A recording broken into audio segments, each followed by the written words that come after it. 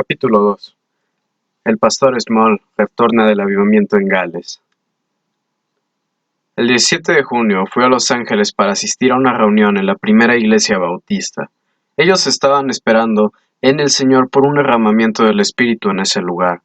Su pastor Joseph Small acababa de regresar de Gales. Había estado en contacto con el avivamiento que allí se estaba produciendo y con Evan Roberts, y ardía por ver la misma visitación y la misma bendición en su iglesia en Los Ángeles. Esta reunión reflejaba exactamente mi propia visión, mi carga y mi deseo, y pasé 2 horas orando en la iglesia antes del culto vespertino. Allí se realizaban reuniones todas las noches y Dios estaba presente. Una tarde inicié la reunión mientras ellos esperaban que apareciera Small. Los exhorté a no esperar a los hombres, sino a esperar a Dios. Ellos estaban dependiendo de que apareciera algún grande, con el mismo espíritu de idolatría que ha maldecido a la iglesia y ha estorbado la acción de Dios en todas las épocas. Como los hijos de Israel, debían tener otros dioses antes que el Señor. En Europa, en las iglesias oficiales, el pastor muchas veces es conocido como el pequeño Dios. Yo comencé el servicio en los escalones de entrada del templo, afuera, mientras esperábamos que viniera el casero con las llaves para abrirnos. Tuvimos unos momentos de oración por la comunidad que nos rodeaba. La reunión de la noche fue una victoria contundente. Cuando la iglesia de Dios se convierte en lo que debe de ser, es decir, en amor y unidad, las puertas nunca estarán cerradas con llave. Como el templo de la época antigua, estarán siempre abiertas. Más tarde vimos cumplirse esto en la obra misionera de Azusa. Dios no tiene 666 iglesias, todas con nombres diferentes. No hay división en un verdadero Pentecostés, ni tampoco en la verdadera adoración.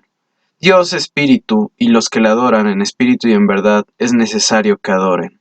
Juan 4:24. Y como dice también 1 Corintios 12:13, porque por un solo espíritu fuimos todos bautizados en un cuerpo, y a todos se nos dio a beber de un mismo espíritu. El antiguo pueblo de Israel, cuando estaba en la relación correcta con Dios, era uno. ¿Cuánto más debería serlo la Iglesia? Tenemos suficientes sacerdotes como para servir continuamente y muchas personas necesitadas que buscan a Dios, como para llenar los templos en todo momento. ¿Cuán lejos hemos caído de ese primer modelo, y aún de la clase de Iglesia de Israel? Somos tan pequeños que apenas reconocemos lo verdadero. Aún la Iglesia romana, aunque formal, nos lleva a la delantera. La dificultad y la vergüenza es que estamos terriblemente divididos. Fui una vez más al Amanda Park, y luego de predicar pasé la noche en la casa pastoral, alternando la oración con el sueño. Quería una revelación más plena de Jesucristo para mi alma. Como la luna llena que se acerca cada vez más y se hace más clara nuestra visión cuando la miramos en forma constante, así Jesús se hace más real para nuestras almas cuando lo contemplamos en forma constante. Necesitamos una relación, una comunión más estrecha y personal y vital con Dios. Solo el hombre que vive en comunión con la realidad divina puede ser utilizado para llamar a las personas. Fui nuevamente a la iglesia de Small, y los encontré una vez más esperando ansiosamente que llegara el predicador. Muchos no parecían tener una idea concreta de para qué habían venido a la reunión. Comencé a orar en voz alta y la reunión empezó con poder. Cuando el hermano Small llegó, estaba en su punto máximo. Dios quería que la gente lo buscara a él, no a un hombre. Quienes no buscan en primer lugar la gloria de Dios, naturalmente no aceptarán eso, pero ese es el plan de Dios. Nos mudamos a una pequeña casita en la avenida New Vermont 175 en Pasadena, donde pagábamos una renta de $3 por mes, por un cuarto y una pequeña cocina, sin amoblar, sin gas ni agua. Me di cuenta de que la mayoría de los cristianos no querían aceptar la carga de oración. Era demasiado para su carne. Yo llevaba esta carga ahora en un voluntario y volumen creciente. Noche y día ministraba intensamente. Era la participación de sus padecimientos, los dolores de parto, del alma con gemidos indecibles, como dice Romanos 8:26 al 27. A muchos de los creyentes les resulta más fácil criticar que orar. Un día yo tenía una gran carga de oración. Fui a la carpa del hermano Manley y caí ante el púlpito donde puede descargar toda mi alma. Un obrero vino corriendo de una carpa situada al lado de la principal y me rogó que orara por él. Esa noche asistí a otra reunión y encontré a un joven hermano, Edward Bohmer, que había aparecido en las reuniones de Peniel realizados en la primavera pasada y tenía la misma carga de oración que yo. A partir de ese momento, nos sentíamos maravillosamente unidos en el espíritu. Él estaba destinado a ser mi compañero de oración en el futuro. Oramos juntos en la pequeña obra misionera de Peniel hasta las 2 de la madrugada.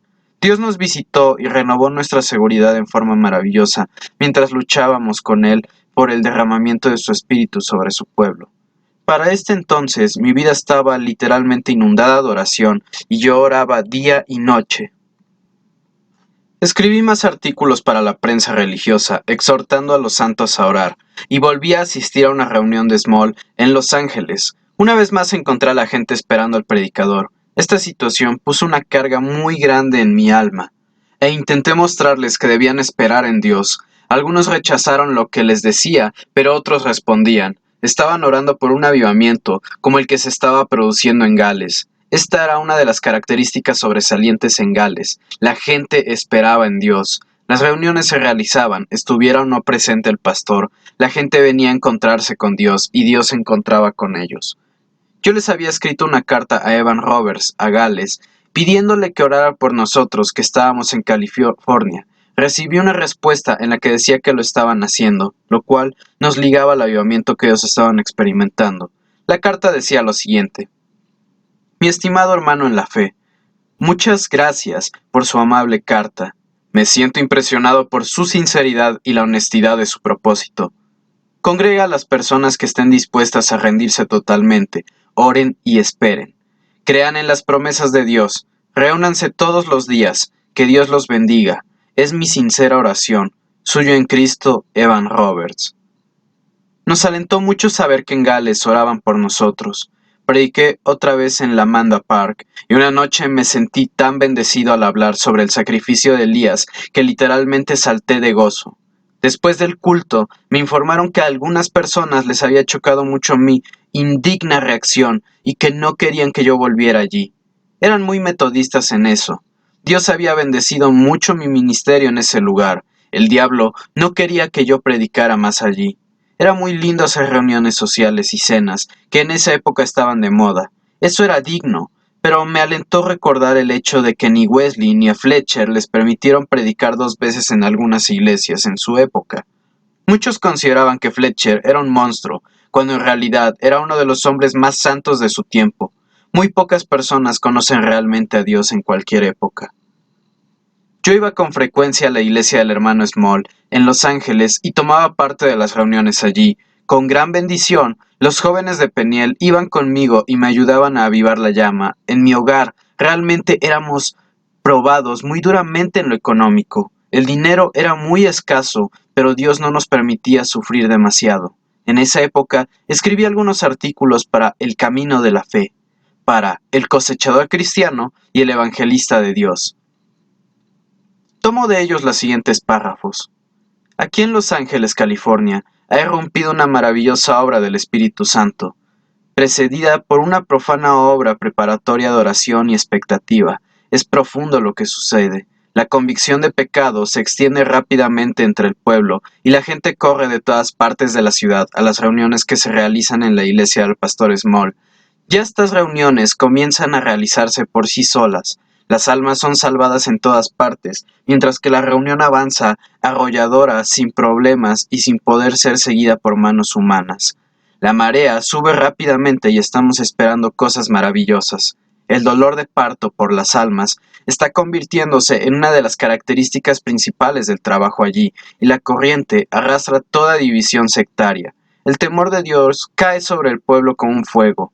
El domingo por la noche, la reunión se extendió hasta las primeras horas de la mañana del día siguiente. El pastor Small profetiza sobre las maravillosas cosas que vendrán, profetiza sobre la inminente vuelta de los dones apostólicos a la iglesia. Los Ángeles es una verdadera Jerusalén, el lugar perfecto para que comience una poderosa obra de Dios. Hace tiempo que espero tal demostración de poder de Dios. He sentido que podía producirse en cualquier momento y que podía producirse cuando menos lo esperáramos. Para que la gloria sea de Dios, oremos por un Pentecostés. Julio de 1905. La noche del 3 de julio, sentí fuertemente que debía ir a orar a la pequeña obra misionera de Peniel en Pasadena. Allí encontré a un hermano que había llegado antes que yo. Él también había sentido que Dios lo llamaba a orar allí. Oramos por un espíritu de avivamiento para Pasadena hasta que la carga se hizo casi insoportable. Yo lloraba como una mujer que está por dar a luz. El espíritu intercedía. Finalmente la carga se levantó de nosotros. Después de un breve tiempo de espera, una gran calma se posó sobre nuestro ser. Entonces, repentinamente y sin aviso, el mismísimo Señor Jesucristo se nos reveló. Parecía estar directamente en medio de nosotros, tan cerca que podríamos haber extendido la mano para tocarlo, pero no osamos movernos. Yo no podía ni mirarlo. En realidad, parecía que todo yo era un espíritu. Su presencia parecía más real, si fuera posible que se hubiera podido verlo y tocarlo físicamente. Olvidé que tenía ojos y oídos. Mi espíritu lo reconocía. Un cielo de amor divino llenaba y conmovía mi alma. Un fuego ardiente me recorría. En realidad, todo mi ser parecía fluir delante de él. Como la cera ante el fuego, perdí toda conciencia de tiempo y espacio y solo fui consciente de su maravillosa presencia. Lo adoré postrado ante sus pies. Realmente parecía que estaba en el monte de la transfiguración. Estaba perdido en el puro espíritu. Él se quedó durante algún tiempo con nosotros. Luego, lentamente retiró su presencia. Todavía estaríamos allí si él nos hubiera retirado. Después de esta experiencia, yo no pude dudar de que él es real. El hermano Boehmer experimentó aproximadamente lo mismo que yo. Ambos habíamos perdido toda conciencia de la presencia de otro mientras el Señor estuvo allí.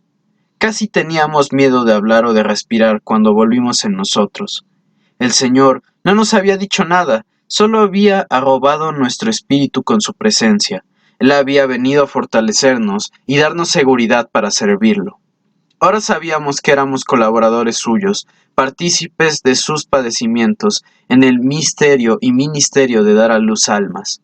Los dolores de parto al dar a luz las almas son tan reales en el espíritu como lo son los dolores naturales de nacimiento. La similitud es casi perfecta. Ningún alma nace sin ellos. Todos los verdaderos avivamientos de salvación se producen de esta manera. Cuando salimos a la calle, ya estaba avanzada la mañana y hacía rato que el sol brillaba, pero parecía que la noche había pasado en media hora. La presencia de Dios elimina toda conciencia del tiempo. Con Él, todo es eternidad, es vida eterna. Dios no conoce el tiempo, este elemento no se encuentra en el cielo. Este es el secreto de que el tiempo aparentemente pasa tan rápido en las noches que dedicamos verdaderamente a la oración. El tiempo es reemplazado por la eternidad. Esa maravillosa presencia pareció acompañarme durante días. El Señor Jesús era muy real.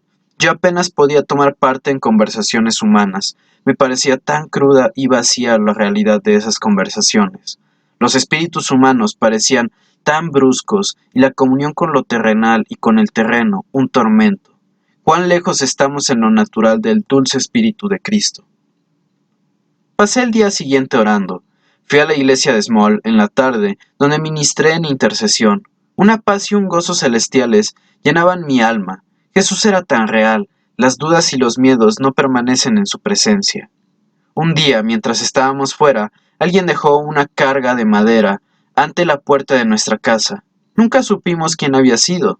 Habíamos orado por madera, y yo asistía con frecuencia a las reuniones del hermano Small en Los Ángeles, y tenía allí un ministerio de intercesión muy bendecido. Dios derramaba su espíritu en forma maravillosa. Una vez más nos atrasamos con el pago de la renta, pero un hermano hizo un cheque por el importe que debíamos sin que nosotros se lo pidiéramos. Habíamos realmente orado por eso. Yo escribí varios artículos para diversos periódicos de la santidad, describiendo el obrar de Dios entre nosotros y exhortando a los santos de todo lugar a tener fe y orar por un avivamiento. El Señor usó en gran manera estos artículos para llevar fe y convicción en muchos lugares. Pronto comencé a recibir mucha correspondencia de diversos lugares. Me preocupaba especialmente la gente de la santidad, que el Señor no los pasara de largo y se perdieran su bendición. En ese momento, escribí en mi diario lo siguiente: una advertencia para los pentecostales. La gente de la santidad está cargada con un espíritu de prejuicio y fariseísmo. Pero ¿nos atreveremos a separarnos tan fácilmente de los otros miembros del cuerpo? ¿Podemos apartarnos de Dios por nuestro orgullo espiritual? Aunque Él puede hacer que los más débiles se arrepientan y avancen para obtener la victoria, refiriéndome a la obra en la primera iglesia bautista con el hermano Small, la obra en nuestros corazones debe ir más profundo que cualquier otra que jamás hayamos experimentado, lo suficientemente profundo como para destruir el prejuicio sectario, el espíritu de división, etc. De todos los lados, la obra del avivamiento parece haberse iniciado fuera de las mismas iglesias de la santidad. Dios puede perfeccionar a quien Él elija.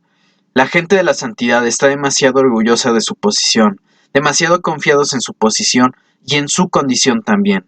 Quizá Dios deba pesarlos y pasarlos de largo. Ellos también deben arrepentirse. Dios quizá quiera humillarlos, obrando en otros lugares. Y la historia se repite. Que tengan cuidado los pentecostales. El avivamiento mundial que existe hoy surgió de la cuna de la pequeña Gales, creció en la India, luego y más tarde maduró en Los Ángeles a principios de 1905.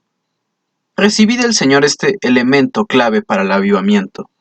La profundidad del avivamiento será exactamente proporcional a la profundidad del espíritu de arrepentimiento. Y esto será para todos los pueblos en todos los tiempos.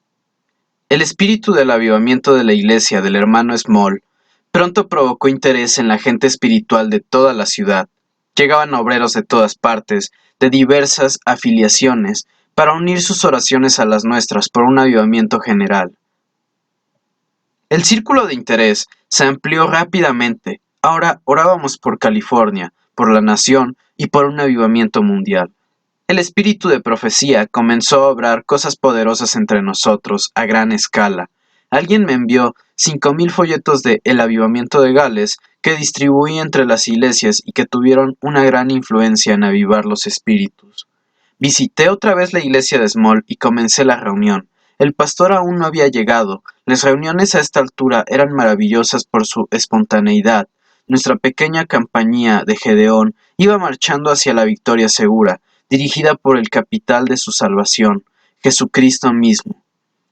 En este temprano hora el Señor me guió a orar por fe, discernimiento de espíritus, sanidad, profecía. También sentí que necesitaba más amor y sabiduría. Aparentemente, en este momento recibí un verdadero don de fe por el avivamiento, junto con un espíritu de profecía con el mismo propósito, y comencé a profetizar sobre las cosas poderosas que sucederían.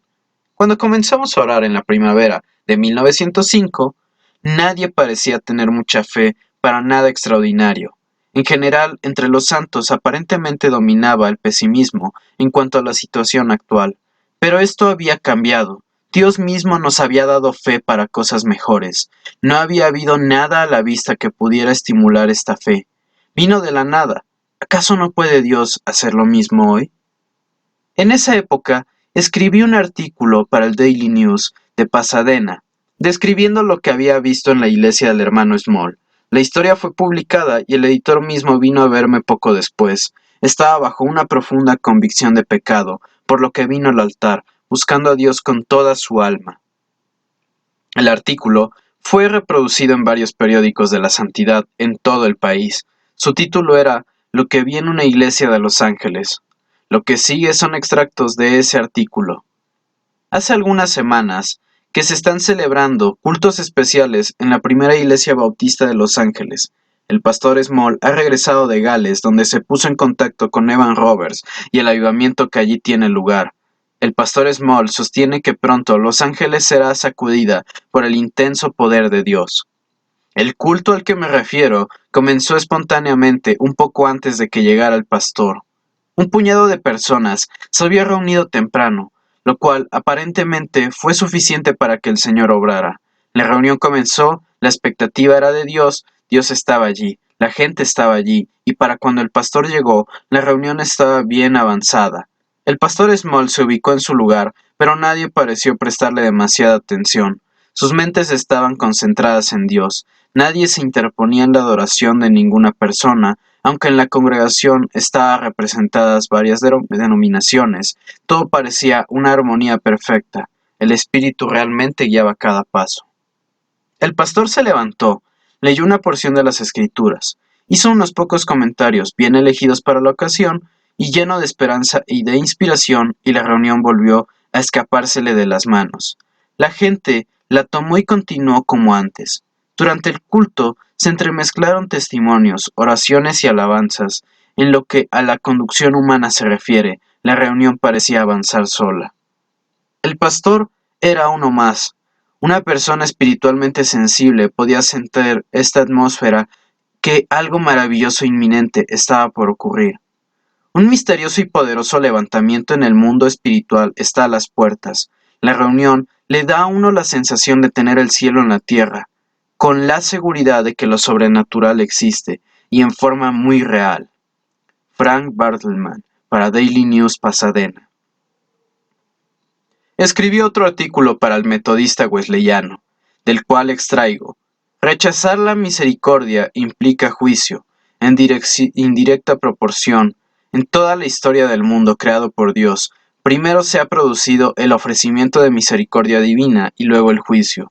Primero viene Cristo sobre el caballo blanco de la misericordia. Después vienen los caballos rojo, negro y amarillo de la guerra, el hambre y la muerte. Los profetas no cesaban de advertir fielmente día y noche a Israel, pero sus lágrimas y súplicas en gran medida eran en vano. La terrible destrucción de Jerusalén en el año 70 de nuestra era, que tuvo como resultado la exterminación de 1 millón de judíos y la cautividad para una gran multitud, fue precedida por el ofrecimiento de la misericordia divina de manos del mismísimo Hijo de Dios. En 1859, una gran ola de avivamiento visitó nuestro país, arrastrando a 500,000 de almas a la fuente de la salvación. Inmediatamente le siguió la matanza de 1861 a 1865.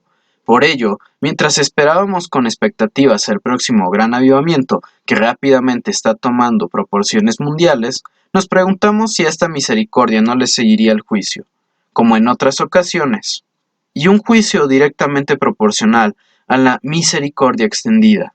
La actitud guerrera y la inquietud en las naciones nos hace preguntarnos si el juicio que seguirá no llegará, incluso al meternos en la tribulación, es decir, la gran tribulación.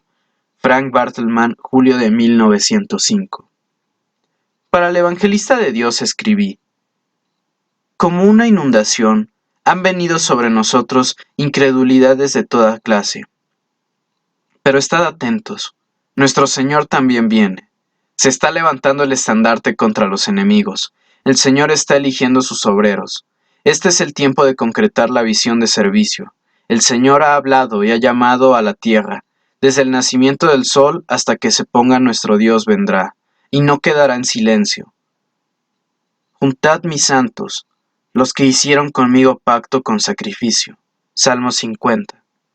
Durante 1905, yo solía decir que preferiría vivir 6 meses en ese tiempo que 50 años comunes. Eran días de comienzo de grandes cosas. Para el grano de trigo que está dispuesto a caer en la tierra y morir, había promesas de una abundante cosecha, pero para los jóvenes y emancipados espiritualmente como era natural, todo el asunto era nada más que una gran tontería. Le escribí otra carta a Evan Roberts pidiéndole que continuara orando por California. De esta manera, nos manteníamos unidos con Gales, orando por el avivamiento. En aquellos días, poco se entendía la oración verdadera. Era difícil encontrar un lugar tranquilo donde uno no fuera molestado. Las experiencias en el Getsemaní con Jesús eran raras entre los santos de aquella época, y ahora está rápidamente volviendo a suceder lo mismo entre las obras misioneras pentecostales. En la época de la obra misionera de la calle Azusa, lo primero que se pensaba para tener una obra misionera adecuada era en el cuarto de oración. Ahora, esto parece ser generalmente lo último que se considera. Un día yo estaba gimiendo ante el altar en la iglesia de Small. El espíritu de intercesión estaba sobre mí. Un hermano me reprendió severamente. No lo entendía. La carne naturalmente se aleja de estas cosas tan profundas. Los gemidos no son mejor recibidos en la mayoría de las iglesias que una mujer con dolores de parto en una casa. No son una compañía agradable para los mundanos, pero no podemos hacer que nazcan almas sin gemir. En esta época, Tener niños no es algo muy deseable, y lo mismo sucede con el verdadero avivamiento, con almas nacidas de nuevo. La sociedad moderna tiene poco lugar para que la madre que cría a su hijo. Son preferibles las jovencitas emancipadas. Y eso mismo pasa en las iglesias que tienen dolores de parto. Para hacer nacer almas, hay muy poca carga por las almas. Los hombres huyen de los gemidos de las mujeres en la sala de partos. La iglesia tampoco desea gemidos en la actualidad. Está demasiado ocupada divirtiéndose. Una vez más, vivíamos grandes apuros económicos, pero el Señor nos libró. Nunca le hicimos conocer nuestras necesidades a nadie más que a Dios. Nunca mendigamos ni pedimos prestado, sin importar cuán profunda fuera la necesidad. Creíamos que si los santos vivían cerca de Dios, Dios les hablaría. Confiábamos en Dios con todas nuestras fuerzas, y si Él no nos enviaba ayuda, no la buscaríamos en otra parte. En esa época escribí mi primer tratado. Se titulaba El amor nunca falla. Este fue el comienzo de un prolongado ministerio de tratados. Tenía que confiar en el Señor para obtener los medios, pero Él nunca me falló. Yo estaba predicando en diversas reuniones en ese tiempo. Un día recibí un mensaje para la reunión del hermano Manley. Quería citar 2 líneas de uno de los volúmenes de comentarios de Clark. Eran 4 volúmenes. Cada uno tenía 1000 páginas. Yo contaba solo con unos pocos minutos para encontrar la cita. Mientras oraba, elegí uno de los volúmenes, cerré los ojos y dejé caer el libro. No estaba abierto ni marcado en ninguna parte en especial, pero, y esto es lo maravilloso del relato, al caer el libro se abrió exactamente en la página correcta, y mis ojos fueron directamente a la cita que quería encontrar. Esto hubiera sido imposible de lograr naturalmente. Yo no sabía dónde encontrar la cita, solo recordaba haberla leído. Esto fortaleció en gran manera mi fe para el mensaje, pero ciertamente no lo recomendaría como práctica. Una noche en la iglesia del hermano Small, la reunión estaba siendo conducida en la carne. Entonces el pastor llamó al pueblo a orar y quedó la cuarta parte de la gente que había. Y Dios vino con poder. Había demasiada religión. Allí hice un pedido de un tratado llamado Ven, bandada de ángeles, y le pedí al Señor que me diera 1000 tratados por un cierto precio. El imprimentero me cobró, y exactamente esa cantidad. Naturalmente, sin saber nada de lo que yo había orado. Una hermana me entregó $5 diciendo que el Señor le había hablado durante cierto tiempo para que me diera ese dinero. Era exactamente la cantidad que yo había pedido. Poco después un hermano me entregó ese mismo importe, sin que yo siquiera insinuara el tema. Yo temblaba al pensar cuán maravillosamente el Señor cuidaba de nosotros. Mi vida estaba totalmente a su servicio. En ningún momento me atrevía a volverme presuntuoso. Una noche fui a la reunión en la carpa del hermano Manley, sin pensar en ministrar allí. Me senté en la parte de atrás y pronto el Espíritu de Dios vino con poder sobre mí. Me levanté y hablé, y el poder de Dios vino sobre la congregación.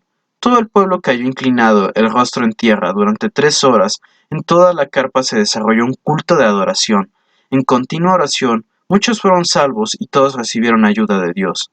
Fue una maravillosa visitación del Espíritu, y la gente no era tan rebelde en esa época como lo es ahora. Estaban más dispuestos a dejar que se ininterrumpiera el programa, y no había tantos espíritus fanáticos que estorbaran. Había un verdadero hombre de Dios. Casi todas las noches yo tomaba parte de alguna reunión. El Señor continuaba derramando de esa manera su espíritu. Necesitaba más humildad y amor. Mi tratado en contra de los sectarismos, que todos sean uno, realmente causó alboroto en todo el campamento. Naturalmente los movimientos nacidos de hombres necesitaban ser conmovidos. Aproximadamente en esos días tuve un terrible ataque de neuralgia en el estómago. Sentí que moría. Ayuné y oré un día entero y el Señor me libró. Parecía que el diablo quería matarme. Escribí otro tratado llamado Que todos sean uno. Esto movilizó ferozmente al diablo sectario. Pero era la oración de Jesús en Juan 17 para que el mundo crea.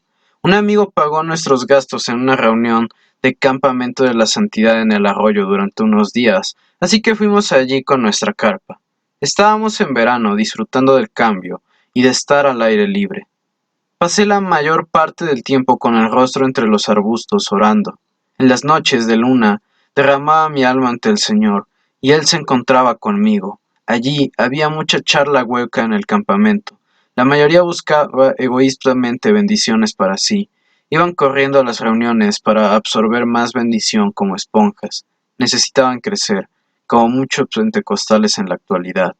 La renta de nuestra casa estaba vencida una vez más. El diablo luchaba con todas sus fuerzas, pero Dios vino a rescatarnos. La pequeña Ruth enfermó seriamente en el campamento, y hacía mucho calor. Oramos toda una noche por ella y el Señor la tocó. Me encontré clamando con el alma al Señor, mucho más allá de las aspiraciones que aparentemente tenía la mayor parte de la gente de la santidad. Yo quería ir más profundo, más allá del mero ámbito emocional. Llegué a algo más sustancial y duradero, que fuera como una roca en mi corazón. Estaba cansado de tanta espuma, que pronto se desvanecía, tantas palabras religiosas altisonantes, y el Señor no dejó que me sintiera decepcionado por mucho tiempo. El comité organizador del campamento ahora estaba en mi contra por los tratados que yo distribuía. Pensaban que yo estaba atacando el movimiento de la santidad, pero yo solo estaba exhortándolos a buscar más la profundidad de Dios. Necesitaban más humildad y amor. Mi tratado en contra de los sectarismos, que todos sean uno, realmente causó alboroto en todo el campamento. Naturalmente, los movimientos nacidos de hombre necesitan ser conmovidos. Dios tiene un solo movimiento, un solo cuerpo. Este era el mensaje de la obra misionera de Azusa en sus comienzos. Recibí una segunda carta de Evan Roberts que decía: Lugur Gales, 8 de julio de 1903. Estimado hermano, le agradezco sinceramente su amable atención. Me agradó soberanamente enterarme de las buenas noticias, de las maravillosas cosas que están comenzando a experimentar. Mi oración es que Dios continúe bendiciéndole, y con profunda gratitud por sus buenos deseos quedo suyo en el servicio. Evan Roberts. Una noche en el campamento de la santidad, el Señor me dijo que quería que yo predicara. Salí al bosque y traté al orar por la reunión. Pero Él me dijo: quiero que prediques. Le respondí que ellos no me dejarían. Tenían una docena de predicadores suyos, ansiosos de que surgiera alguna oportunidad. Además, ellos me temían. Yo no pertenecía a su corriente religiosa, pero Él me dijo: predica. Le dije que sí. Él cerraba todas las bocas esa noche. Yo lo obedecería, habiendo echado así la responsabilidad sobre él. Fui a la reunión. Era el momento del mensaje. Ellos se miraban unos a otros, pero sus lenguas estaban atadas. Nadie me miraba. El Espíritu vino sobre mí y me puse en pie de un salto. Dios inundó mi alma de su poder y el mensaje vino directamente de él, y se clavó como una flecha en el blanco. Literalmente sacudió el campamento. La pequeña Ruth ahora sufría convulsiones. El diablo trataba de matarla. Hacía mucho calor y ella estaba cortándose los dientes. Esta era la plaga del diablo para mí. Volvimos nuevamente a nuestra casa en Pasadena. Envié 18 paquetes de tratados escritos por mí a otras tantas obras misioneras en la costa del Pacífico. Entonces Dios me dio otro tratado, el corazón del asunto. En este escrito, intenté presentar el objeto real de nuestra fe y nuestra adoración. Jesucristo el centro de nuestra predicación, sin subterfugios. La pequeña Ruth empeoró tanto que en lo natural ya no nos quedaba sino mínimas esperanzas de que se mantuviera con vida. Pero Dios oyó nuestros clamores y la libró. El enemigo parecía decidido a robarnos la última hija que nos había quedado con vida. También estábamos en una situación económica muy estrecha. No recibíamos ni una moneda, pero la ayuda llegó. Justo en el momento crítico, Dios no nos falló. Estaba confiando en Él. Una noche el diablo llegó a estar muy cerca de mí. Me desperté bruscamente y sentí su presencia casi tan real como la mía en el cuarto. Clamé a Dios por su ayuda, y el diablo huyó. Mi esposa también lo había sentido. Justo antes de que yo despertara, estábamos pasando por el horno de fuego, pero el cuarto varón estaba con nosotros. El enemigo parecía decidido a sacarme de la obra. Yo pasaba noches y días enteros orando. Evidentemente el reino de Satanás estaba sufriendo. Los vecinos que me escucharon gemir mientras oraba pensaron que estaba enfermo y preguntaron cómo me encontraba, pero era solamente la carga del alma. El Señor me había ayudado en forma maravillosa con el último tratado. El imprentero hizo un mal cálculo y tomó el trabajo por 6.30. En realidad costaba $9, pero él mantuvo el precio que me había dado. Después imprimió 1000 ejemplares que salieron mal por un pequeño error de imprenta. Estaba a punto de desecharlos, pero me los dio por una suma ínfima. Yo corregí el error en cada tratado con una lapicera. En la obra misionera de Peniel en Los Ángeles, una hermana me habló después de un culto y luego se retiró. Sentí que el Señor deseaba que ella me diera algún dinero. Yo no lo necesitaba con gran urgencia, así que oré en silencio. Ella se detuvo y luego de caminar como 10 metros, volvió y me entregó $1. Unos minutos después, mientras le relataba este incidente a un hermano, él me dijo que lo esperara un minuto. Fue a su cuarto en la obra misionera y volvió con $2 para mí. Dios había escuchado mi oración. Más tarde fui a la iglesia de Small. Esa noche él renunció. En la primera iglesia bautista se habían realizado reuniones diariamente durante 15 semanas. Estábamos en septiembre. Los líderes de la iglesia estaban cansados de invocaciones y querían volver al antiguo orden de cosas. Se le dijo que detuviera el avivamiento o que se fuera. Él sabiamente eligió esto último, pero qué terrible que una iglesia tomara esa posición, echar a Dios. En la misma forma, más tarde echaron al Espíritu Santo de las iglesias de Gales. Se cansaron de su presencia y quisieron volver al viejo y frío orden eclesiástico. Cuán ciegos son los hombres. Los miembros más espirituales de la iglesia de Small naturalmente lo siguieron y junto con un grupo de otros obreros que se le acercaron durante el avivamiento, provenientes de otros lugares, inmediatamente comenzaron a pensar en organizar una iglesia neotestamentaria. Yo sentía que quizá el Señor estaba sacando al hermano Small del campo evangelístico, al menos por un tiempo, para extender el fuego en otros lugares, pero él no lo veía así. Tuve una reunión con él para hablar sobre este tema, y pude arreglar para que predicaran la iglesia evangélica metodista de Lake Avenue, del pastor Brigg, en Pasadena. Esa iglesia había sido el ojo de la tormenta del avivamiento en ese lugar. Caminé durante todo el día, esparciendo la noticia de la reunión, sin tener dinero para tomar un coche, y por la noche estaba tan cansado que no podía dormir. No teníamos ni un céntimo. Estábamos atrasados con el pago de la renta otra vez, pero yo estaba literalmente derramando mi vida en el servicio a Dios. Apenas contábamos con las cosas indispensables para vivir. Seguramente alguien le estaba llamando a Dios. El Señor estaba conmigo en el Espíritu en una forma maravillosa. Muchos estaban siendo bendecidos por mi ministerio.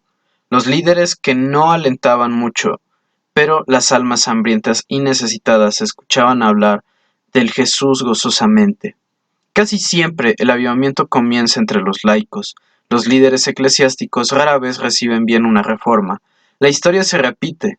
Los líderes actuales están en general demasiado cómodamente instalados como para desear innovaciones que pudieran requerir sacrificios de su parte. Y el fuego de Dios solo cae sobre los sacrificios. Un altar vacío no recibe fuego. Tanto el frío intelectualismo como el eclesiasticismo formal y la denominación sacerdotal están fuera del genio del Evangelio. Gracias a Dios que hay excepciones entre los líderes, pero somos salvos para servir. El verdadero ministerio es un siervo. Jesús no vino para ser ministrado, sino para ministrar. Aún el poderoso evangelista Charles Finney era tan pobre luego de 15 años de prodigiosa labor para el Señor que se vio obligado a vender su baúl de viaje para comprar una vaca y poder así alimentar a su familia. Una noche anterior al culto en que el hermano Small predicara en Lake Avenue, dos de nosotros estuvimos orando hasta pasada la medianoche. El hermano Small predicó 2 veces ese domingo y fue maravillosamente ungido por Dios para la ocasión. Pasamos el tiempo entre las 2 reuniones orando.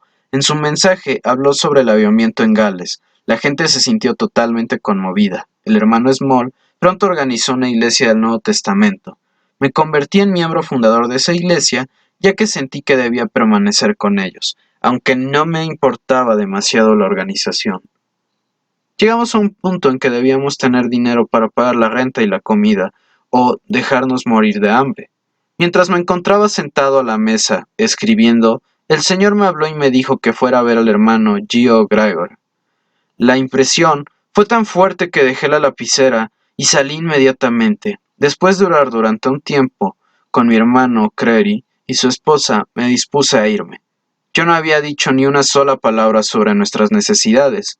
Ellos me entregaron $2.50, aclarando que el Señor me había enviado a ellos para que me dieran ese dinero, el diablo había tratado de alejar al hermano Creary 3 veces antes de que yo llegara allí, pero Dios lo mantuvo en ese lugar. Un rato después, otro hermano me dio $1. El Señor le mostró que debía hacerlo, así que ahora yo tenía $3 para pagar la renta y 50 centavos para comprar comida. En esos días con 50 centavos podíamos comprar mucha más comida que ahora. Una mañana, poco después de esto, mientras estábamos de rodillas orando en nuestro hogar y muy necesitados de comida, el verdulero vino a vernos y nos dejó $5 en mercadería. No quiso decirnos quién lo enviaba. Alguien había pagado por esas provisiones para nosotros. La pequeña Ruth comió un durazno verde y estuvo nuevamente a punto de morir. La oración la salvó. El hermano Small estaba ahora aniquilado en Burbank Hall, preparándose para comenzar a tener reuniones allí. Yo conseguí en el Salón de la Santidad de la calle Cuarta para que se reunieran allí hasta que el Burbank estuviera listo. El Señor me dio otro tratado titulado Orad, orad, orad, en fe. Lo llevé al imprentero y Dios me envió el dinero para pagar el trabajo a tiempo. Era una fuente y una fuerte exhortación a la oración. Como los profetas de la antigüedad, debemos orar por los que no oran por sí mismos. Debemos confesar los pecados del pueblo por ellos. En una ocasión en que el hermano Boehmer y yo estábamos orando, el Espíritu se derramó en una forma maravillosa en varias reuniones por las que estábamos intercediendo. Sentíamos que habíamos alcanzado a Dios en favor de ellas. Los comentarios que escuchamos luego confirmaron nuestra convicción. La oración cambia las cosas, como Elías, un hombre sujeto a pasiones semejantes a las nuestras, en el Monte Carmelo, la oración eficaz del justo puede mucho. También puede ser necesaria la confesión. Confesos a vuestras ofensas unos a otros. Ahora nos ofrecían una casa en Los Ángeles por $8 al mes. Ya hacía algún tiempo que sentíamos que el Señor nos quería nuevamente en Los Ángeles. Él nos envió lo necesario para pagar el primer mes de renta, y el hermano Penfield de Pasadena nos facilitó sus mulas para trasladarnos. Nos ubicamos en la parte trasera de la avenida Thorne 619. La dueña de la casa vivía en el edificio en la parte delantera. Era el 27 de septiembre de 1905. Una noche que pasé orando, sentí fuertemente que debía ir a San Diego. Así que le escribí a la hermana Tilly Hafner, quien estaba a cargo de la obra misionera Peniel allí. Sin solicitarlo, recibí el dinero para el viaje. Era la voluntad de Dios. Prediqué en la obra misionera Peniel y en reuniones en las calles. La policía me estorbaba, poniéndose de acuerdo con la gente de las tabernas y haciendo otras cosas, pero Dios me dio mucha fortaleza y victoria. Visité a varias personas enfermas y oré con ellas y realicé una breve visita a Tijuana en México.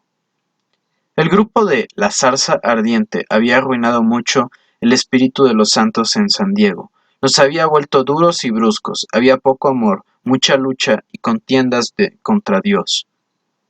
Dios, como siempre, me hizo mensajero de paz. Siempre he defendido la idea de que somos un solo cuerpo en Cristo.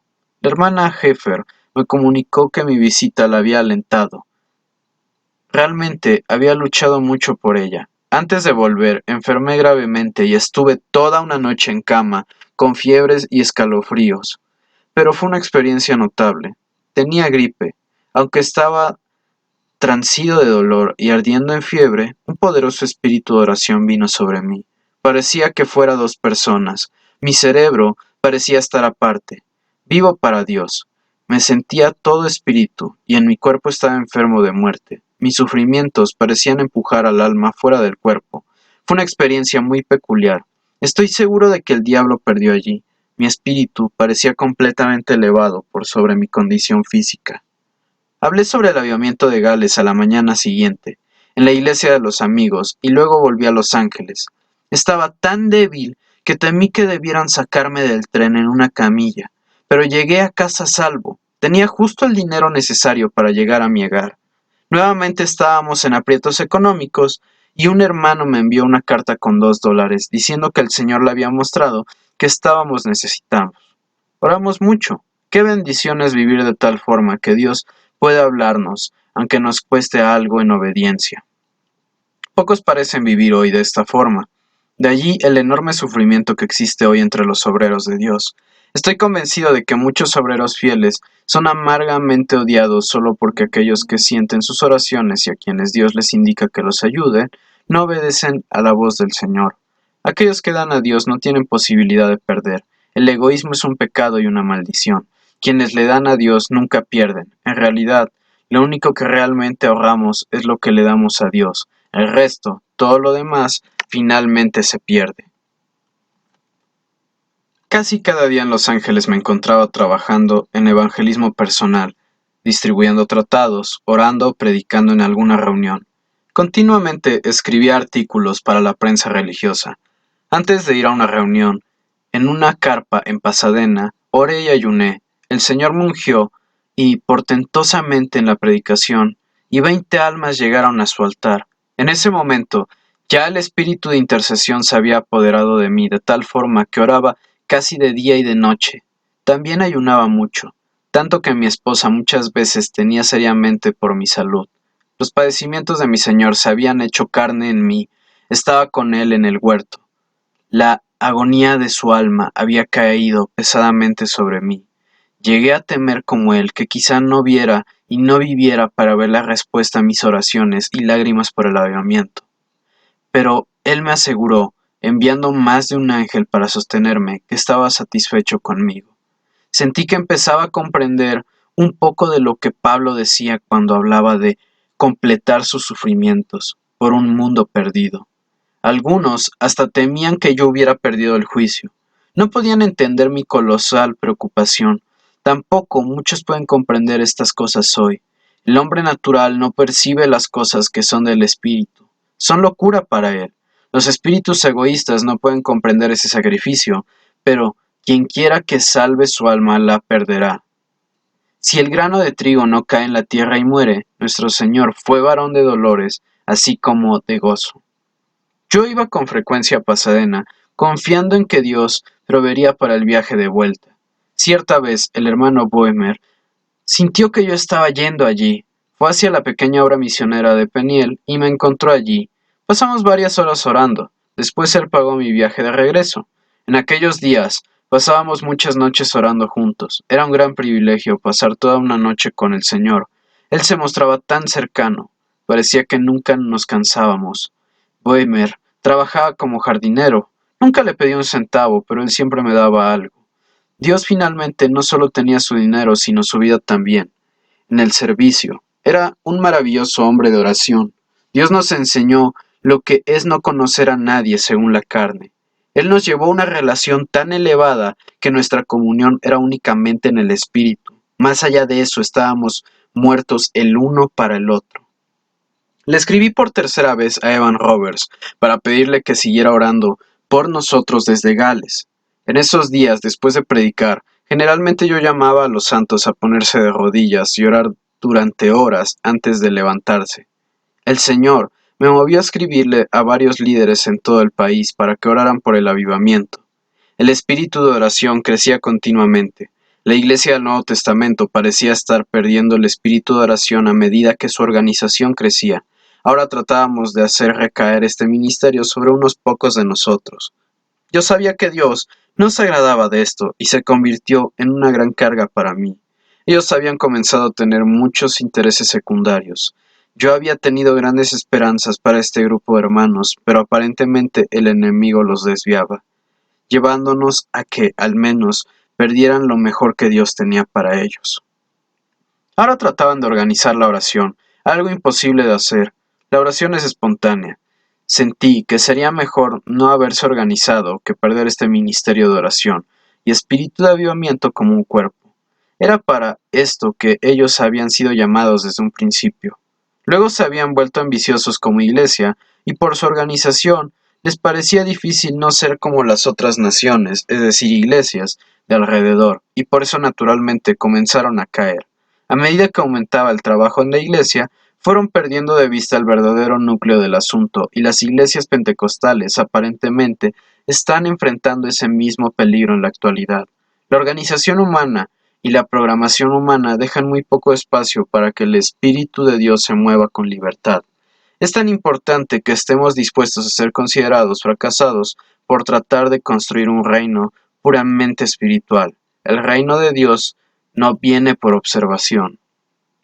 Es muy fácil quedarse con algo de segunda. La vida de oración es mucho más necesaria, aunque edificios u organizaciones. Muchas veces se utilizan estas últimas para reemplazar aquella. Las almas nacen al reino solo por medio de la oración. Yo temía que la Iglesia del Nuevo Testamento desarrollara un espíritu sectario, partidista. Una rica dama les ofreció el dinero para construir un templo. El diablo estaba apostando fuerte, pero pronto la dama retiró su ofrecimiento. Confieso que me alegró que lo hiciera. Si no lo hubiera hecho, pronto ellos no tendrían tiempo para otra cosa más que la construcción del templo. Habrían sido el fin de su avivamiento. Habíamos sido llamados a evangelizar los ángeles, no a construir otros espíritus partidistas o sectarios. No necesitábamos más maquinarias ni organizaciones que las estrictamente indispensables para la rápida evangelización de la ciudad. Ya teníamos entre manos suficientes organizaciones eclesiásticas rivales, separadas, cada una trabajando principalmente por su propio interés, su propio avance y su propia gloria. En una ocasión, en que no teníamos nada para comer en casa, sino un poco de pan duro, recibimos una carta del hermano Boehmer con $1. Él estaba en contacto directo con Dios. Posiblemente a los verdaderos santos les iría mejor si no hubiera tantos fraudes que traicionaran la confianza. Cada falso pastor, cada engañador en nuestras filas hace todo mucho más difícil para los verdaderos siervos. La Iglesia del Nuevo Testamento parecía estar dirigiéndose hacia el intelectualismo. Esto me produjo una gran carga. Durante una reunión gemí en voz alta mientras oraba. Ver esto era algo que me mataba. Después de las reuniones que habíamos tenido, uno de los ancianos me reprendió severamente por esto. ¿Cómo han caído los poderosos? Era la frase que constantemente se repetía en mi mente. Algunos de los más espirituales compartían mi carga. Una vez más la oración era lo primordial. Tuvimos una maravillosa reunión en la iglesia. Poco después, 100 personas se arrodillaron ante el altar en un culto. Un domingo por la noche me encontré con los jóvenes de Peniel en Pasadena para orar y tuvimos un tiempo de revelaciones y sentimos que pronto el Señor obraría con gran poder. En la carpa del hermano Brownlee, en las calles Séptima y Spring, en Los Ángeles, teníamos un profundo espíritu de oración y poderosos cultos evangelísticos. Sentíamos en el aire que el Señor estaba a punto de hacer algo extraordinario. El espíritu de oración cayó con más fuerza y aún sobre nosotros. En Pasadena, antes de mudarme a Los Ángeles, yo solía quedarme en cama durante el día, retorciéndome y gimiendo por la carga. Por la noche apenas podía dormir por el espíritu de oración que me invadía. Ayunaba mucho, sin que me importara la comida cuando sentía esa carga. Cierta vez estuve con dolores de parto en el alma, durante casi 24 horas sin interrupción. Eso casi me consumió, la oración me absorbía por completo. Toda la noche gemía durante dormía. La oración no era formal en aquella época, era inspirada por Dios. Venía sobre nosotros y nos abrumaba. No luchábamos para poder orar. Nos atrapaba un dolor de parto tan fuerte por las almas que no podía ser desechado sin violentar al espíritu. ¿Cómo no pueden serlo los dolores de la mujer que va a dar a luz? Era una verdadera intercesión del Espíritu Santo. Durante varios días sentí que llegaría otra carta de Evan Roberts. En efecto, pronto llegó una que decía Lowgor, Gales, 14 de noviembre de 1905. Mi apreciado compañero, ¿qué puedo decirle que pueda alentarlo en esta terrible lucha? Creo que es verdaderamente terrible. El reino del maligno está siendo sitiada por todas partes. Oh, millones de oraciones. No solo fórmulas de oraciones, sino las mismas almas están hallando el camino hacia el trono blanco. La gente de Gales puede orar durante este último año que el Señor les bendiga con un poderoso determinamiento y derramamiento. En Gales, parece como si el santo estuviera descansando sobre la congregación, esperando que se abran los corazones de los seguidores de Cristo. El sábado pasado por la noche, tuvimos un portentoso derramamiento del Espíritu Santo. Eso fue precedido por la corrección de los puntos de vista de la gente sobre la verdadera adoración. Número 1. Dar a Dios, no recibir. 2. Agradar a Dios, no a nosotros mismos. Por lo tanto, mirando a Dios y olvidando al enemigo y el temor del hombre, oramos y el Espíritu de Dios descendió. Ruego que Dios escuche vuestra oración, mantenga fortalecida vuestra fe y salve a California. Sigo, vuestro hermano en la lucha, Evan Roberts. Esta era la tercera carta que había recibido de Gales, de Evan Roberts, y creo que sus oraciones tuvieron mucho que ver con nuestra victoria final en California. Evan Roberts nos cuenta sobre su propia experiencia con Dios. Un viernes por la noche, la primavera pasada, mientras oraba junto a mi cama, antes de retirarme a descansar, fui llevado a una gran expansión sin tiempo ni espacio. Era comunión con Dios. Antes de esto, yo había tenido un Dios lejano. Esa noche sentía miedo, pero nunca más volví a sentirlo. Tan fuerte era mi temblor que sacudía la cama, tanto que mi hermano despertó y me sujetó, pensándolo que yo estaba enfermo. Esta experiencia se repitió todas las noches durante 3 meses para Evan. Desde la 1 de la madrugada hasta las 5 aproximadamente en esta época, Roberts escribió un mensaje al mundo sobre todo, que decía: el avivamiento del sur de Gales no es de los hombres, sino de Dios. Él se ha acercado mucho a nosotros. Este movimiento no es cuestión de credos ni de dogmas. No enseñamos doctrinas sectarias, solo la maravilla y la belleza del amor de Cristo. Se me ha preguntado sobre mis métodos. No tengo ninguno. Nunca preparo lo que diré, sino que le dejo eso a Dios. No soy la fuente de este avivamiento, sino un agente entre lo que está creciendo hasta que llegue a ser una multitud. No deseo seguidores personales, sino que el mundo sea de Cristo. Creo que el mundo está llegando al umbral de un gran avivamiento religioso, y oro diariamente para que me sea permitido ayudar a provocarlo. Maravillosas cosas han sucedido en Gales en unas pocas semanas, pero esto es solo el comienzo. El mundo será barrido por su espíritu como por un viento recio. Muchos que ahora son cristianos silenciosos lideran el movimiento. Verán una gran luz y la reflejarán a miles de personas que ahora están en tinieblas. Miles de personas harán más de lo que nosotros hemos logrado, conforme Dios les dé el poder. Evan Roberts. ¡Qué maravillosa humildad! Este es el secreto de todo poder. Un testigo presencial inglés escribe sobre el avivamiento de Gales y dice: nunca antes he sido testigo de un amor tan grande por las almas. He visto al joven Evan Roberts convulsionando de pena y clamando a quienes lo escuchaban para que oraran. No cantéis, exclamaba, es demasiado terrible como para cantar. Muchas veces la convicción se ha apartado del pueblo cuando éste canta demasiado. Otro escritor declara que no era la elocuencia de Evan Roberts lo que quebrantaba a los hombres, sino sus lágrimas. Roberts se quebraba llorando amargamente para que Dios los doblegara, en una agonía de oración, con lágrimas cayendo por sus mejillas, todo su cuerpo convulsionando. Hombres fornidos se quebrantaban y lloraban como niños. Las mujeres gritaban. El sonido del llanto y el gemido llenaba el aire. Evan Roberts, en el clímax de su agonía, solía caer sobre el púlpito, mientras muchos de los que estaban en la multitud se desvanecían. De la obra en la India, leemos que las jovencitas de la India, que tan maravillosamente fueron renacidas y bautizadas con el Espíritu en la obra misionera de Ramabai, comenzaron a golpearse a sí mismas en forma terrible, bajo la punzante convicción de su necesidad, pero recibieron una gran luz. Al ser liberadas, saltaban de gozo durante horas, sin fatigarse. De hecho, fortalecidas al hacerlo, gritaban por el fuego que estaba en ellas y sobre ellas.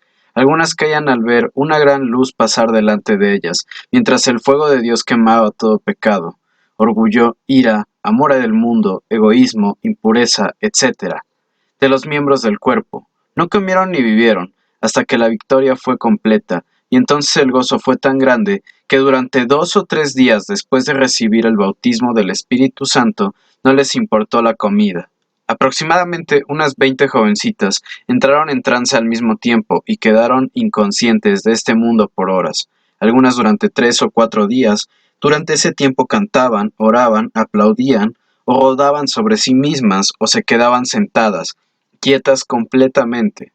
Cuando volvían a la conciencia, hablaban de haber visto un trono en el cielo, una multitud vestida de ropas blancas y una gloria tan deslumbrante que no podían soportarla. Pronto el lugar entero comenzó a arder.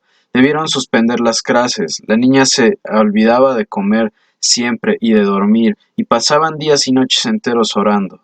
El Espíritu se derramó sobre una de las niñas una noche, y su compañera, que dormía a su lado, despertó y al ver a esta niña envuelta en llamas, corrió y trajo un balde con agua para echárselo. En menos de una hora, casi todas las niñas del complejo estaban llorando, orando y confesando sus pecados.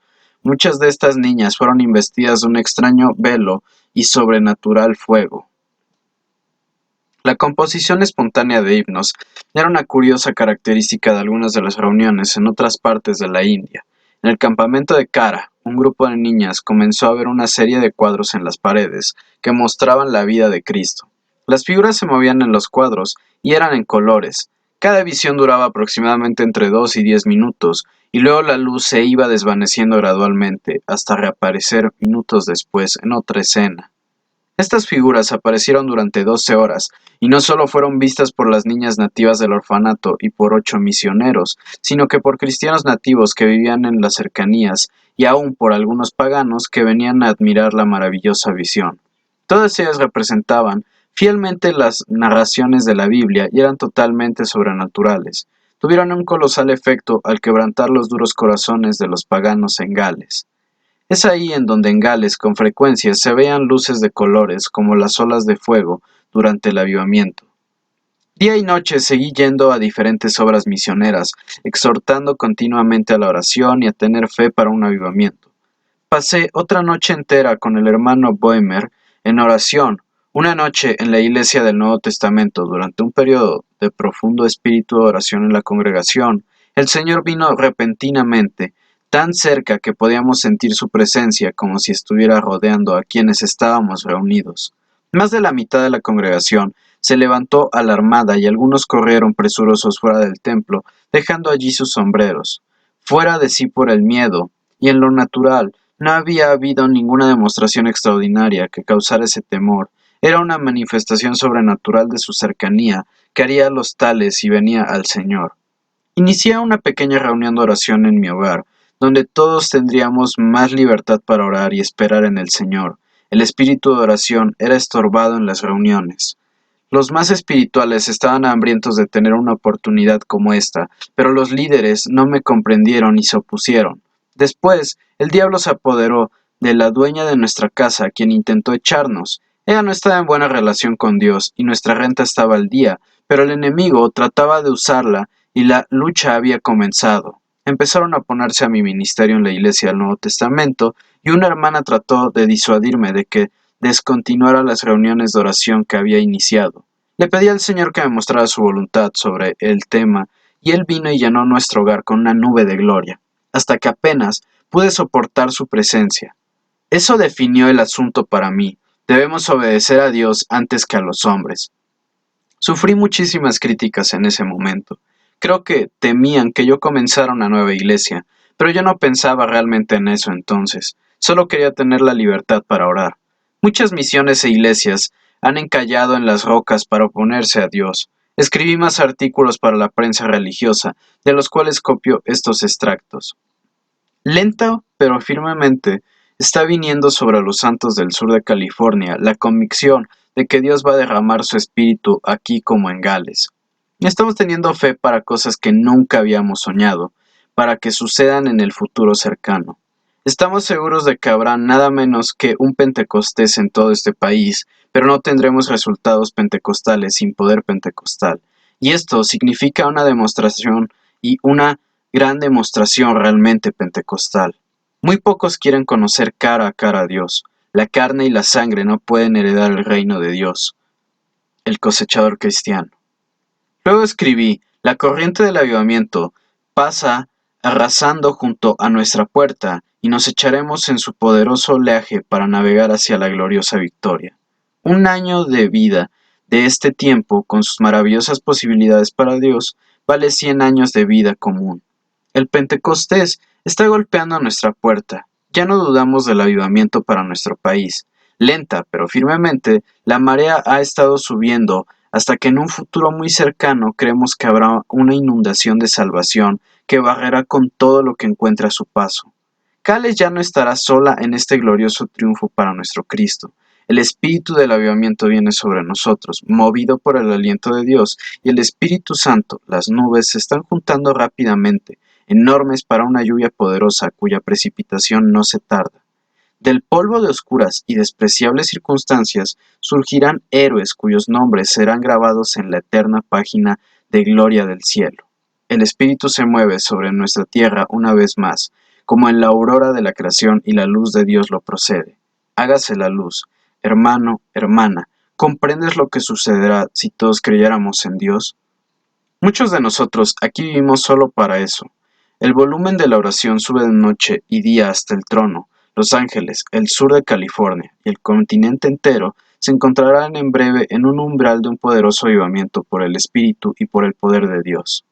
Camino de Fe, 16 de noviembre de 1905.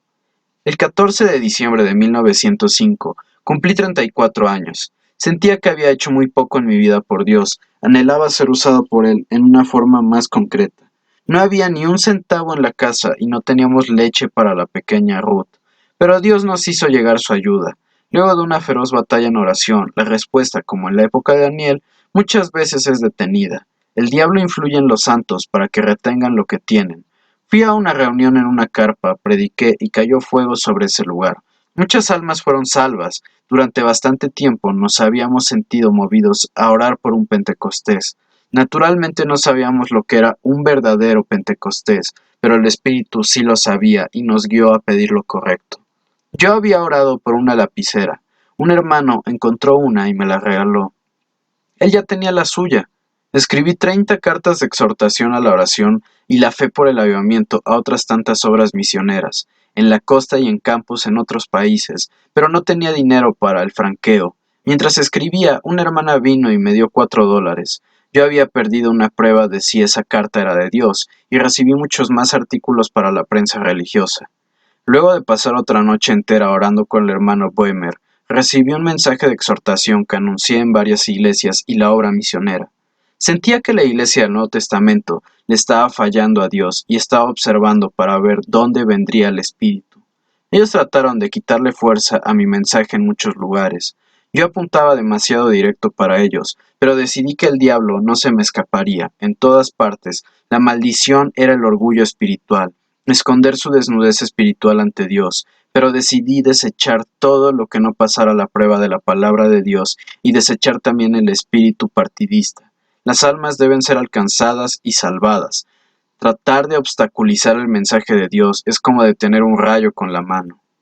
En esta época, el Señor me dio varios nuevos tratados para escribir, pero yo veía más claramente que nunca que mi obra principal era ir abajo, fuera de la vista, en oración.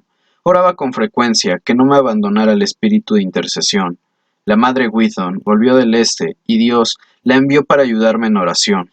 Tuve una bendita carga de llanto durante muchos días en los cuales mi corazón se volvió muy delicado. Una noche sentía tal carga que no podía dormir. Llamé a la madre Withon, que se había quedado con la dueña de esa casa y adelante, y ella me ayudó a orar. La batalla era demasiado dura para mí. Muchos trataban de apartarme del ministerio de oración que Dios me había dado, pero ¿no habéis podido velar conmigo siquiera una hora? Era la frase que resonaba continuamente en mis oídos. La comunión de sus padecimientos en oración es el ministerio más dulce. El Señor me había mostrado unos días antes de que la madre Wheaton llegara que Él estaba enviando. Yo no estaba en contacto con ella. Ella me dijo que luego que estaba a punto de ir hacia Florida para pasar el invierno, cuando el Señor le dijo que fuera a Los Ángeles. Ella no comprendió por qué hasta que me encontró con una carga de oración tan grande. Viví varios meses bajo ese espíritu de oración sin interrupción y se convirtió en mi elemento natural. El Señor le indicó al hermano Boehmer que se hiciera cargo totalmente de la renta de nuestra vivienda, con lo cual mi mente quedaría libre para la intercesión. Esto fue maravilloso, y él ganaba solo $2 por día, pero obedeció a Dios. ¿Cuántas veces ha deseado que Dios pudiera hablarle a alguien de esa forma en la actualidad? Sería tan importante para su obra. En este tiempo, yo iba con frecuencia a orar por una mujer enferma en Pasadena, movido por su urgente solicitud. Ella tenía un buen pasar y muchas veces nos ayudó un poco económicamente. El Señor usó este medio para proveer para nuestras necesidades temporales en gran medida, y durante un tiempo yo solo podía pedirle que le indicara que nos entregara una cierta suma, cualquiera fuera la que necesitábamos, y en varias ocasiones recibí exactamente la suma que le pedí. Algunas veces era una batalla. Ella tenía un carácter fuerte y amaba su dinero. Además, era muy sorda. Yo no podía hablarle, pero nunca le pedí un centavo. Ella había sido una gran evangelista de la santidad, pero se había apartado de la comunión con Dios. Cuando ella murió, su dinero cayó en manos de parientes que no temían a Dios, y el Señor no recibió más de ella. Yo solía escribirle cuando quería comunicarme con ella, y debido a su sordera, su espíritu me desgastaba. Estaba muy oprimida. Una tarde, luego del culto en la iglesia del Nuevo Testamento, 7 de nosotros aparentemente fuimos movidos providencialmente a tomarnos de las manos y concordar en oración para que el Señor derramara su espíritu pronto, y que le siguieran las señales. No sé de dónde obtuvimos la idea en ese momento. Él mismo debe de habernos sugerido, y no teníamos en mente las lenguas. Creo que ninguno de nosotros había oído hablar de tal cosa. Corría febrero de 1906, mientras estaba en una reunión de oración de rodillas, y el Señor me indicó que me levantara y fuera a la carpa del hermano Brownlee, en la calle Séptima y Spring. Me dio un mensaje para ellos. Fui con una gran carga, y después de que hablé, tuvimos un tiempo de gran apertura espiritual, llorando ante el Señor. Entonces escribí un tratado llamado Dolores de parto por las almas. El Señor también me estaba hablando mucho sobre la sangre. Pasé toda otra noche orando con el hermano Boehmer, y el Señor me dio un bendecido ministerio en Pasadena. En diferentes reuniones, en una reunión estuve 2 horas en el suelo y agobiado por la carga por las almas. Mis nervios estaban desgastándose mucho debido al conflicto constante en oración con los poderes de las tinieblas. Mi esposa estuvo enferma toda la noche y yo estuve sentado toda la noche orando por ella, que estaba por dar a luz nuevamente. El lunes 4 de marzo, a las 13:45, nació nuestro primer hijo varón. Le pusimos el nombre de John. Antes de que naciera, la situación de mi esposa era muy delicada.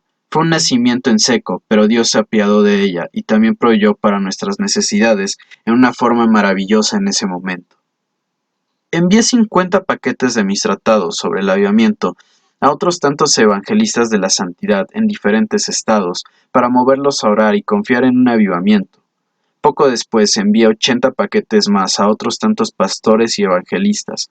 Algunos escribieron agradeciéndome la inspiración que estos escritos habían sido para ellos, pero nuevamente una noche entera en oración y volví a la reunión en la calle Séptima. Un hombre se levantó de un salto justo cuando yo estaba a punto de hablar, diciendo que tenía un mensaje que debía anunciar. Parloteó como un tren vacío durante media hora, sin decir nada realmente. Entonces me puse de pie y otra vez se levantó y continuó. Evidentemente el diablo lo usaba para detener mi mensaje. Finalmente enloqueció. Siguiendo a su amo, el Señor me permitió dar mi mensaje. La reunión terminó en victoria. El diablo no tenía conciencia y la carne no tiene sentido. Muchos jamás han aprendido a someterse, a ser corteses, ni nada por el estilo, ni siquiera por buenos modales. Un espíritu de arrogancia es una de las cosas más desagradables del mundo. El aceite, el Espíritu Santo, cesa de fluir, como en el tiempo de Elías, cuando no hay recipientes vacíos que puedan ser llenados. Las personas no sienten su necesidad de Dios, pero donde haya un corazón hambriento, Dios lo llenará. A los ricos, los que están llenos, envío vacíos. Una noche sentí una carga tan grande que no podía descansar en mi hogar. Salí sin saber a dónde ir. El Espíritu me llevó a la capa y a la capa de la calle Séptima. Allí di un mensaje, en parte puesto de rodillas, y los santos se agolparon junto al púlpito para orar. Estuvimos allí 2 horas, y el Espíritu obraba con poder. Fue una maravillosa visitación. Recibí más tratados para escribir, de los cuales ordené 34,000 de distintas clases, todos al mismo tiempo. Tenía un verdadero ministerio con estos folletos y tenía fe por medio para pagarlos. La batalla se hacía cada vez más dura, y el 26 de marzo fui a una reunión en la calle Bonnie Brie, y había allí unos santos, blancos y negros, reunidos para orar. Yo había asistido a una reunión hogareña poco tiempo antes de eso, y en otro lugar, donde conocí al hermano Seymour. Él acababa de llegar de Texas. Era un hombre de color, muy sencillo, espiritual y humilde. Asistía a las reuniones de la calle Bonneville y era ciego de un ojo. Yo necesitaba $25 para pagar los tratados y sentí que debía orar para que cierta persona me los enviara. Ella no conocía mi necesidad. Esa misma tarde, solo una carta llegó en el correo. Era precisamente esta mujer que enviaba un cheque por exactamente $25. Antes de que yo orara, Dios había hecho que ella enviara el dinero. El 28 de marzo fui nuevamente con la madre Wheaton hacia la reunión de la calle Bonneville y asistí a una vigilia de oración en la iglesia del Nuevo Testamento. Habíamos estado orando por una casa más grande donde alojarnos y solo teníamos 2 pequeños cuartos y yo tenía un lugar tranquilo donde orar o escribir. Hasta entonces había hecho ambas cosas con mi familia alrededor. Un día me encontré con el hermano Fritz Shepard en la calle. Él me preguntó si sabía de algún predicador que quisiera rentar una linda casa a mitad de precio, con el primer mes de renta gratis. Luego el pago sería solo de $10 por mes. Nosotros habíamos orado justamente por algo así, pero él no lo sabía, así que el 13 de abril nos mudamos a la calle 31 Este 714. Después de haber vivido en humildes lugares de 2 habitaciones y baño, esto era un palacio realmente para nosotros. Dios nos estaba proveyendo maravillosamente. En los últimos días de marzo, el Señor me había dado otro tratado llamado El Último Llamado. Este folleto fue usado con poder para despertar al pueblo. Lo que sigue son extractos de su texto. Y ahora, una vez más, al final de los tiempos, Dios llama. Es el último llamado, el grito de medianoche, ahora sobre nosotros, resonando claramente en nuestros oídos.